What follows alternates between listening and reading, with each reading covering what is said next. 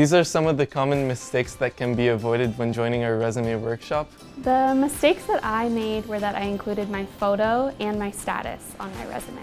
So the biggest mistake that I made was that I was using the same resume for all jobs that I was applying to, even for different kind of roles.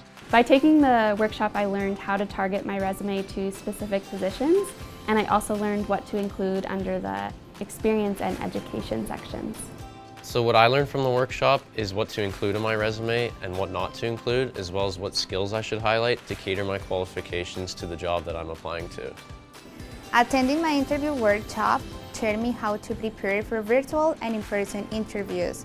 I learned the types of questions I'd be asked in the interview and how to prepare answers ahead of time, how to research before my interview so I felt more confident, questions that I should ask the interviewer, and finally, my favorite part of this workshop was learning how to use the interviewing software tool to practice before my interview, and I was able to watch it afterwards and see the different areas that I needed to work on.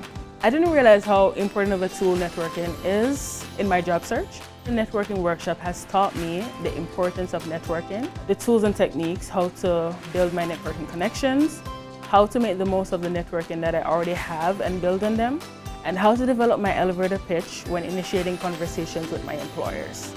Join our workshops and register today.